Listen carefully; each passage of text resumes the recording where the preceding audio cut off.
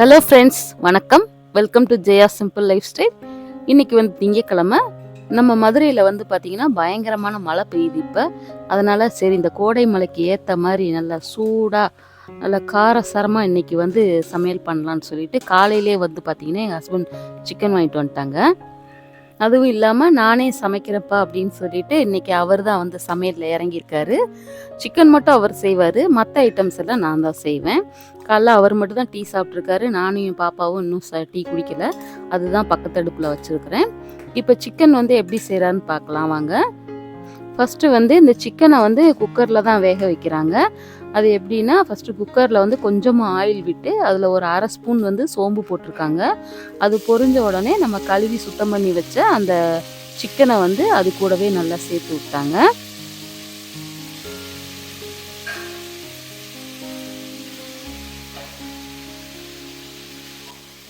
இப்போ இந்த சிக்கனில் வந்து ஒரு அரை ஸ்பூன் அளவு வந்து மஞ்சள் தூள் சேர்த்துக்கிட்டாங்க. அடுத்து கொஞ்சமாக இஞ்சி பூண்டு பேஸ்ட் அதையும் வந்து கூட சேர்த்து ஒரு 5 நிமிஷம் வந்து நல்லா வந்து வதக்கி விட்டாங்க.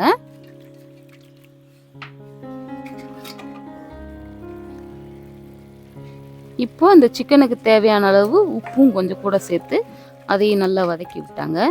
இது சிக்கன் வந்து நல்லா வதங்கும் போதே பார்த்தீங்கன்னா அதுலேருந்தே கொஞ்சம் தண்ணி வரும் சிக்கன்லேருந்தே. அதனால் இதில் கொஞ்சமாக அதாவது ஒரு 1/4 டம்ளர் அளவு தான் அவர் தண்ணி ஊற்றிருக்காரு.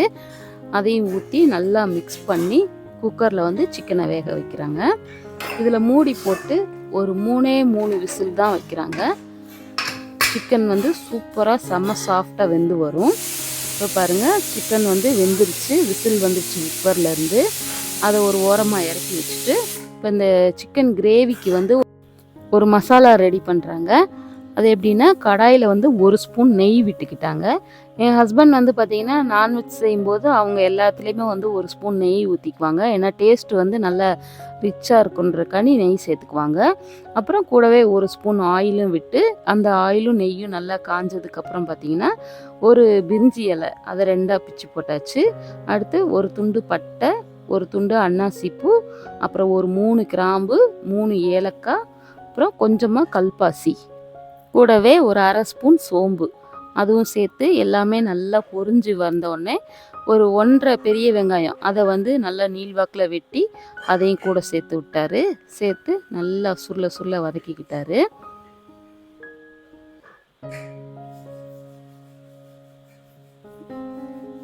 இது நல்லா வதங்கினோடனே பார்த்தீங்கன்னா ஒரு 3 மீடியம் சைஸ் தக்காளி அதை வந்து கட் பண்ணி கூடவே சேர்த்து அதையும் நல்லா சாஃப்டாக வர்ற அளவுக்கு வந்து நல்லா வதக்கிக்கிட்டாங்க.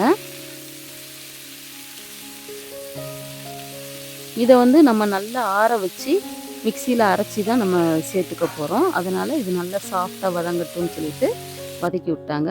இப்போ இந்த மசாலா நல்லா ஆறிடுச்சு. இதை வந்து ஒரு மிக்சி ஜாருக்கு ட்ரான்ஸ்ஃபர் பண்ணிவிட்டு இதே கடாயை வந்து கழுவி மறுபடியும் அதிலே கிரேவி செய்ய போகிறாங்க.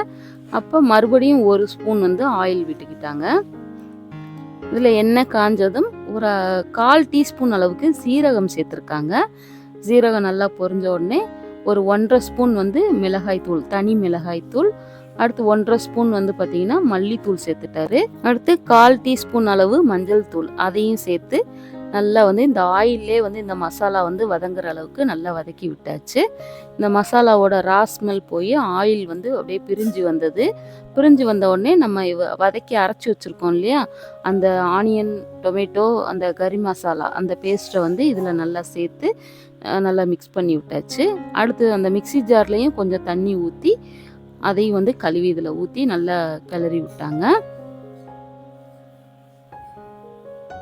இப்போ அந்த மசாலாவும் இந்த பேஸ்ட்டும் அரைச்ச பேஸ்ட்டும் வந்து நல்லா மிங்கிள் ஆகி வரணும். அந்தளவுக்கு நல்லா வந்து மிக்ஸ் பண்ணி விட்டாங்க. இப்போ நல்லா அது வதங்கிருச்சு. வதங்கவும் நம்ம குக்கரில் வேக வச்சுருந்த அந்த சிக்கனை வந்து அந்த தண்ணி, அது ஏற்கனவே சிக்கன்லேருந்து வந்த தண்ணி ப்ளஸ் நம்மளும் கொஞ்சம் தண்ணி ஊற்றிருக்கோம், அந்த தண்ணியை கீழே ஊற்றாமல் அதோட அந்த கிரேவியில் ஊற்றியாச்சு. ஊற்றி அந்த கிரேவி வந்து நல்லா திக்காகி வரணும். ஏன்னா இது சிக்கன் சுக்கா, திக்காகி வர்ற அளவுக்கு நம்ம வந்து நல்லா வதக்கி விட்டுட்டு ஃபைனலாக வந்து கொஞ்சமாக மிளகுத்தூள், கொஞ்சமாக கறிவேப்பிலை, கொஞ்சமாக கொத்தமல்லி இலை இதெல்லாம் தூவி சூப்பராக ரெடி ஆயிடுச்சு. சிக்கன் சுக்கா பாருங்கள், செம்ம டேஸ்ட்டாக இருக்கும். நல்லா சூடாக வடித்த சாதம், சப்பாத்தி, இட்லி, தோசை எல்லாத்துக்குமே செம்ம காம்பினேஷன், சூப்பராக இருந்துச்சு. அடுத்து மார்னிங் பிரேக்ஃபாஸ்ட்டுக்காக ஒரு 3 உருளைக்கிழங்கு வேக வச்சுருக்கிறேன். அப்புறம் சாதமும் ஒரு பக்கம் வேக வச்சுட்டேன். அடுத்து கொஞ்சம் ரசத்துக்கும் ரெடி பண்ணி விட்டுட்டேன். ரசமும் ஒரு பக்கம் தாளிச்சாச்சு. இது என்னன்னு பார்த்தீங்கன்னா, இது நேற்று வச்ச நகர மீன் குழம்பு. இது கொஞ்சம் மீதமாயிருச்சு. அதனால் அதையும் வேஸ்ட் பண்ண வேண்டாமேன்னு சொல்லிட்டு கொஞ்சம் சூடு பண்ணிட்டேன். அடுத்து மார்னிங் பிரேக்ஃபாஸ்ட்டுக்கு வந்து பார்த்தீங்கன்னா, உருளைக்கிழங்கு மசாலா தான் செஞ்சேன். வீடியோ எடுத்துகிட்டு இருக்கும்போதே பார்த்தீங்கன்னா, மொபைல் சுவிட்ச் ஆஃப் ஆயிடுச்சு சார்ஜ் இல்லாமல். அதனால் அந்த உருளைக்கிழங்கு மசாலா செஞ்ச அந்த வீடியோ வந்து எடுக்க முடியல. அப்புறம் கொஞ்சமாக சார்ஜ் போட்டுட்டு இப்போ மார்னிங் பிரேக்ஃபாஸ்ட்டுக்கு வந்து பூரி தான் செஞ்சேன். அதை மட்டும்தான் நான் என்னால் வீடியோ எடுக்க முடிஞ்சது. இன்றைக்கி பிரேக்ஃபாஸ்ட்டுக்கு பூரியும் உருளைக்கிழங்கு மசாலாவும் தான் இன்றைக்கி பிரேக்ஃபாஸ்ட்டு. இதுக்கு அந்த சிக்கன் சுக்கா கூட வச்சு சாப்பிட்லாம். செம்ம டேஸ்ட்டாக சூப்பராக இருக்கும். அவ்வளோதான் இன்றைக்கி சமையல். இந்த வீடியோ பிடிச்சிருந்தா லைக் பண்ணுங்கள், ஷேர் பண்ணுங்கள், மறக்காமல் சப்ஸ்கிரைப் பண்ணுங்கள். தேங்க்யூ ஃபார் வாட்சிங். பாய்.